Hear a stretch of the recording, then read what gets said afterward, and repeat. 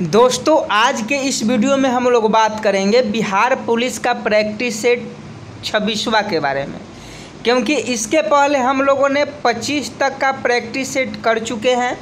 अगर आप बिहार पुलिस में इस बार 80+ स्कोर लाना चाहते हैं तो आप सभी डेली हमारे साथ 10 बजे मॉर्निंग में जुड़ जाएं, क्योंकि 10 बजे सुबह में डेली हम लोग जो है वह लाइव क्लास करते हैं।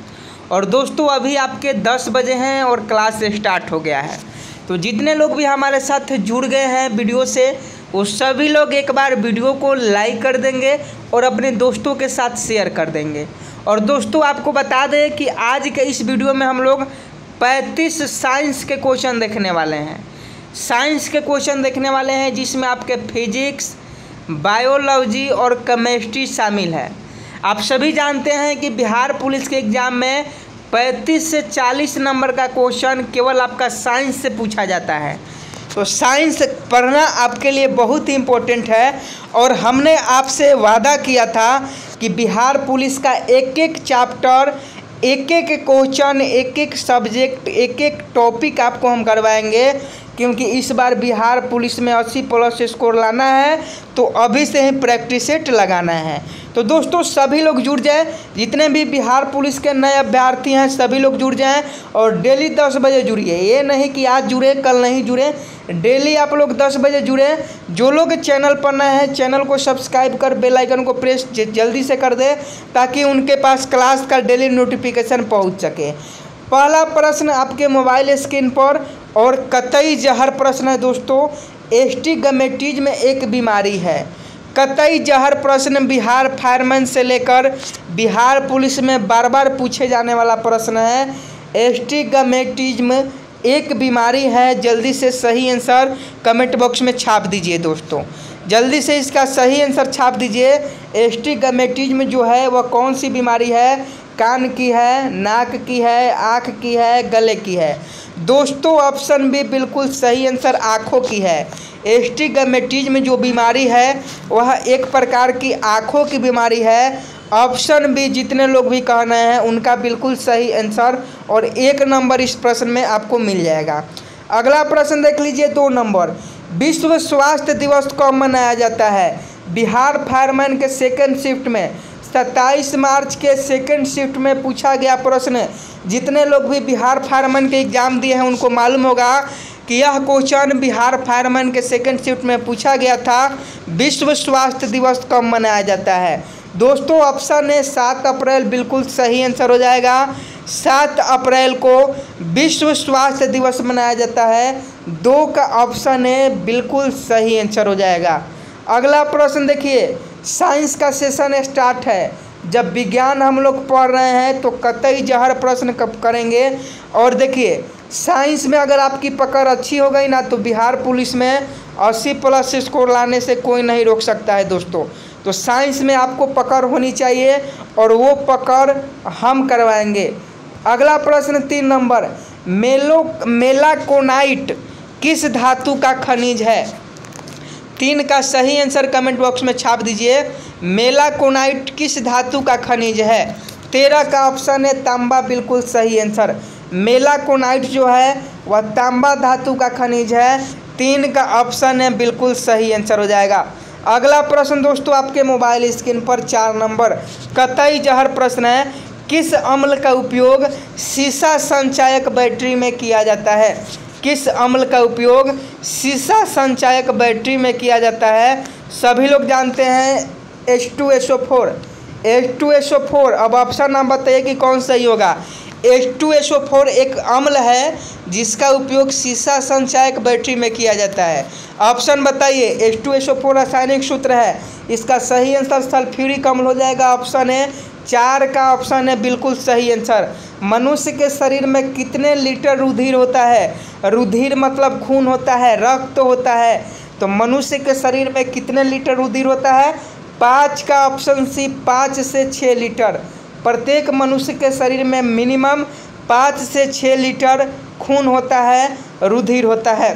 अगला प्रश्न 6 नंबर है। विद्युत धारा का चुंबकीय प्रभाव सर्वप्रथम अवलोकित किया गया। 6 का सही आंसर कमेंट बॉक्स में छाप दीजिए। विद्युत धारा का चुंबकीय प्रभाव सर्वप्रथम अवलोकित किया गया? 6 का ऑप्शन बी आर्स्टेड द्वारा बिल्कुल सही आंसर हो जाएगा। आर्स्टेड का नियम आप लोग जानते होंगे।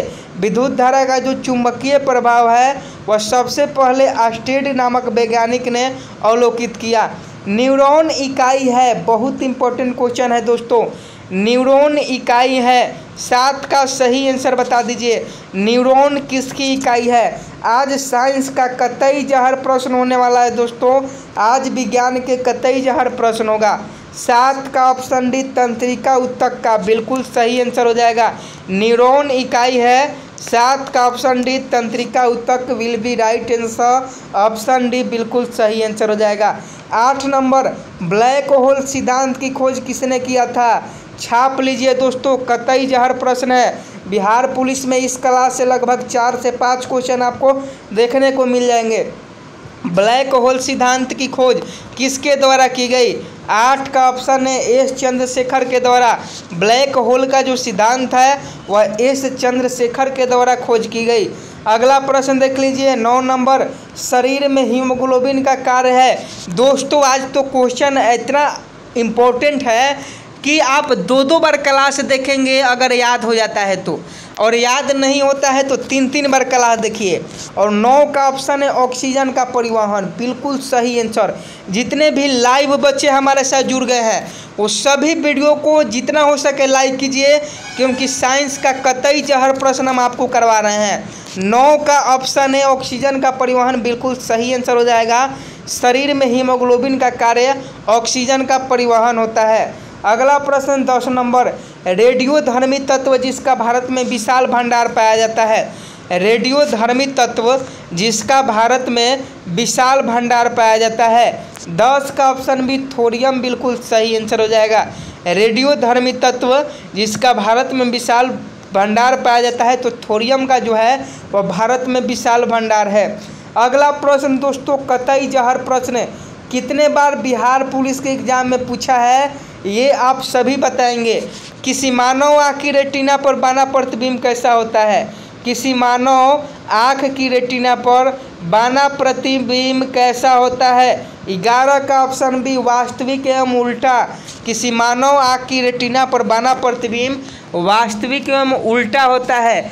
बहुत सारे बच्चे का कमेंटर है कि सर इतना इजी क्वेश्चन पूछा जाएगा एग्जाम में, तो दोस्तों इजी है तो सही आंसर क्यों नहीं दे रहे हैं?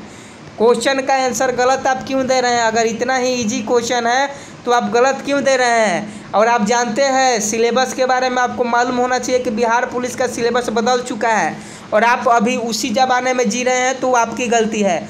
नया सिलेबस जारी हुआ है बिहार पुलिस का और उसी के अकॉर्डिंग हम आपका क्लास ले रहे हैं, क्योंकि इस बार 80+ स्कोर आपका लाना है तो लाना है। 12 का सही आंसर बताइए। फोटोग्राफी में उपयोग किया गया प्रकाश संवेदी यौगिक है। इसमें बहुत बच्चे कंफ्यूज होंगे, कुछ लोग सिल्वर नाइट्रेट कह रहे हैं, कुछ लोग सिल्वर ब्रोमाइड कह रहे हैं। 12 का ऑप्शन सी हो जाएगा सिल्वर ब्रोमाइड। सिल्वर नाइट्रेट वाला बिल्कुल गलत है। फोटोग्राफी में उपयोग किया गया प्रकाश संवेदी जो यौगिक है वह सिल्वर ब्रोमाइड है। ऑप्शन सी 12 का बिल्कुल सही आंसर हो जाएगा। 13 नंबर क्वेश्चन, हमारे भोजन में संरक्षणात्मक खाद्य पदार्थ है।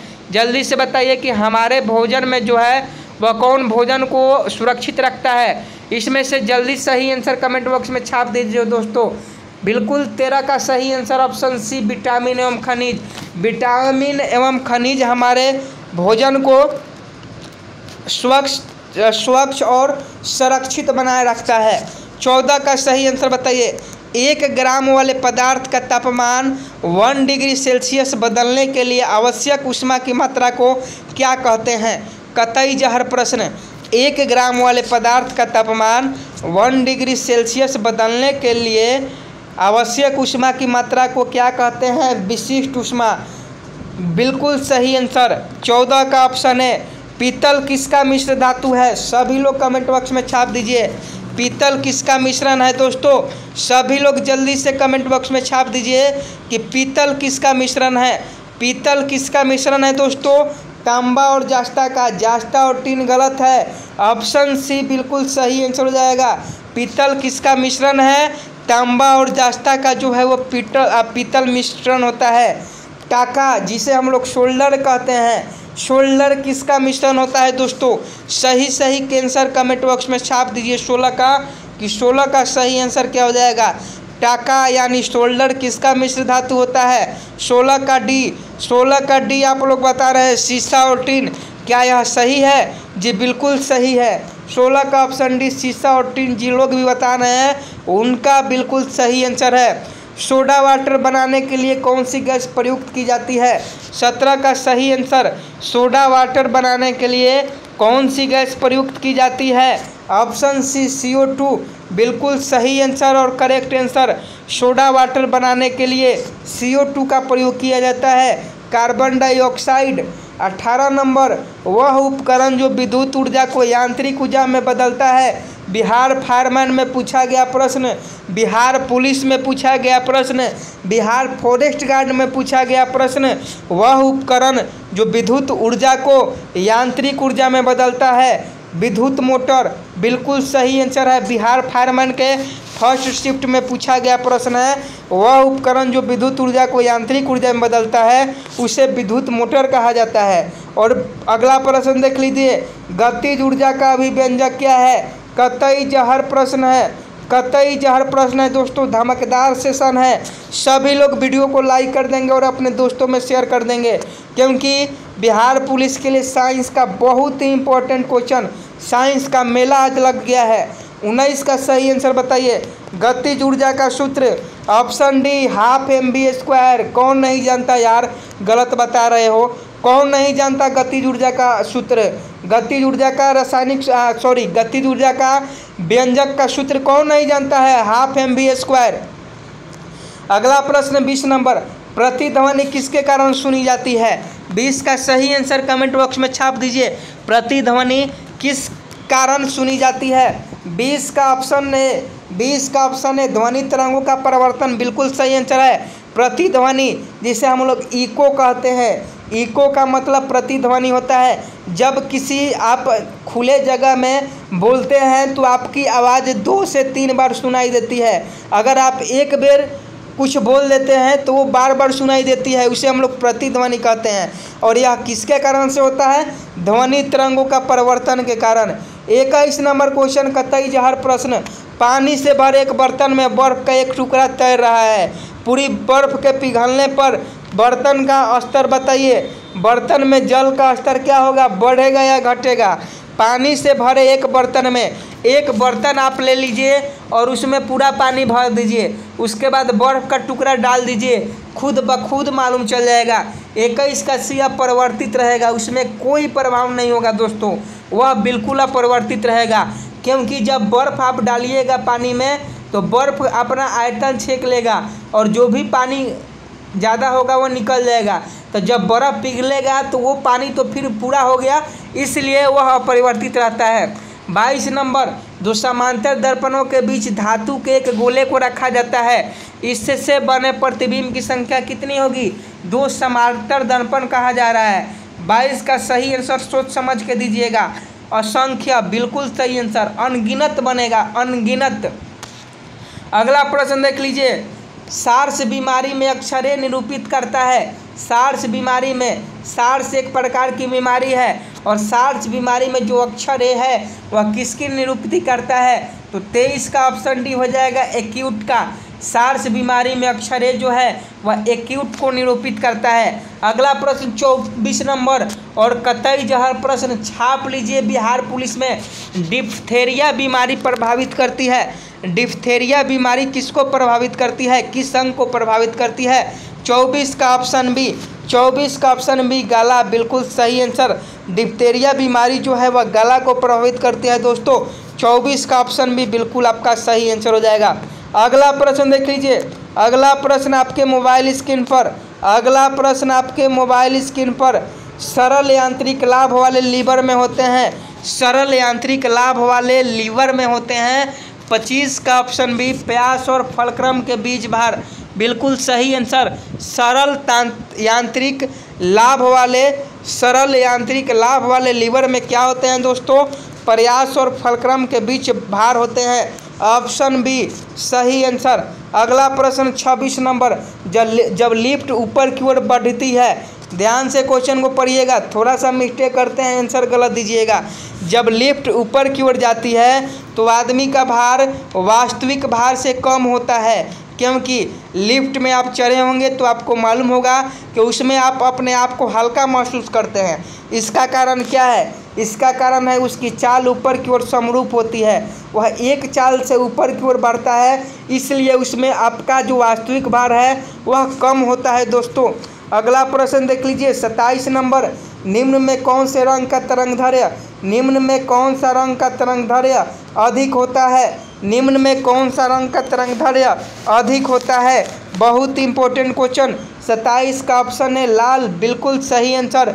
अगर ज़्यादा पूछें बैगनी, 1 माइक्रोन किसके बराबर होता है? 1 माइक्रोन जो है वह 0.001 मिमी के बराबर होता है। ऑप्शन डी इसका सही आंसर हो जाएगा। अगला प्रश्न, सभी गैस शून्य आयतन प्राप्त करते हैं जब तापक्रम घटाया जाता है। जब तापक्रम घटाया जाता है तो सभी गैस जो है वह शून्य आयतन प्राप्त करते हैं। कितना डिग्री सेल्सियस? 29 का ऑप्शन सी -273 डिग्री सेल्सियस पर। अगला, एसिड बदलता है, अम्ल बदलता है, याद रखिएगा अम्ल बदलता है। आपको हम याद करने का तरीका बता दे रहे हैं, क्योंकि क्वेश्चन पूछता है कि लाल लिटमस पत्र को कौन नीला कर देता है, और दूसरा क्वेश्चन पूछता है कि नीला लिटमस पत्र को कौन लाल कर देता है। तो यहाँ आप लोग ध्यान दीजिएगा और नीला आप लोग याद रखिएगा, एक याद रखिए, अपने आप क्षार वाला आपको मालूम चल जाएगा, और नीला आपको नाम याद रखना है। ट्रिक समझिए दोस्तों, ट्रिक हम समझा रहे हैं तो समझिए। अनीला का मतलब समझिए, अ का मतलब अम्ल हो जाएगा, अ का मतलब अम्ल, अम्ल जो है वह नीला लिटमस पात्र को लाल कर देता है। अम्ल जो है वह नीला लिटमस पात्र को लाल कर देता है। अनीला, अम्ल ने क्या किया? नीला लिटमस पत्र को लाल कर दिया, और इसी को याद करना है अनीला। तो यहाँ देखकर बताइए कि 30 का सही आंसर कौन सा हो जाएगा। जल्दी से सही आंसर बताइए। अनीला, अनीला, अ यहाँ है, नीला यहाँ है, लाल यहाँ है, तो अनीला हो गया ना। अम्ल नीले लिटमस पत्र को क्या कर देता है? लाल कर देता है, और लाल लिटमस पत्र को नीला कौन करता है? ये क्षार करता है दोस्तों। अगला प्रश्न 31 नंबर, चीनी के घोल में तापक्रम बढ़ाने पर चीनी की विलेयता, अगर चीनी के घोल में तापक्रम बढ़ा दिया जाए तो चीनी की विलेयता क्या होगी? 31 का ऑप्शन बी बढ़ती है, बिल्कुल सही आंसर। चीनी के घोल में तापक्रम बढ़ाने पर चीनी की विलेयता बढ़ती है। सभी लोग सही सही आंसर कमेंट बॉक्स में छापते रहें। कार्बन का शुद्धतम रूप हीरा होता है दोस्तों। हीरा का अपवर्तनांक 2.42 होता है। कल ही के प्रैक्टिस सेट में क्वेश्चन करवाए थे, और कार्बन का शुद्धतम रूप हीरा होता है। अगला प्रश्न देख लीजिए, निम्नांकित में कौन सा तत्व कार्बनिक यौगिक में मौजूद रहता है? निम्नांकित में कौन सा तत्व कार्बनिक यौगिक में मौजूद रहता है? 33 का ऑप्शन है कार्बन, बिल्कुल सही आंसर। 34 नंबर क्वेश्चन देख लीजिए। 34 नंबर क्वेश्चन PDF आपको टेलीग्राम पर मिल जाएगा। PDF आपको इसका टेलीग्राम पर मिल जाएगा। कौन सी गैस का आवरण सूर्य से निकली पराबैंगनी विकिरण को अवशोषित करती है? अब इसका जो आंसर सही नहीं बताएगा वो मूर्खे ना होगा। 34 का सही आंसर बताइए जल्दी जल्दी। ओजोन, बिल्कुल सही आंसर। ओजोन परत सूर्य से निकलने वाली पराबैंगनी विकिरण को अवशोषित करती है और उसे धरती पर पहुंचने से रोकती है। 35 नंबर क्वेश्चन, मायोपिक आँख किसका प्रयोग द्वारा ठीक की जाती है? यह आपके लिए होमवर्क का क्वेश्चन है, यह आपके लिए होमवर्क का क्वेश्चन है, और सभी लोग HWA में नोट कर लेंगे और कमेंट बॉक्स में बताएंगे मायोपिक आँख किसके प्रयोग द्वारा ठीक की जाती है। तो दोस्तों अभी तक हम लोगों ने धकाधक साइंस का, धुआंधार साइंस का 35 क्वेश्चन किए, और 35 क्वेश्चन में से अगर बिहार पुलिस का एग्ज़ाम हो तो 5 क्वेश्चन अगर नहीं पूछा गया तो सर कह दीजिएगा। 5 क्वेश्चन आपके एग्ज़ाम में हर हाल में इस प्रैक्टिस सेट से पूछा जाना है। यह पूरा निश्चित है दोस्तों।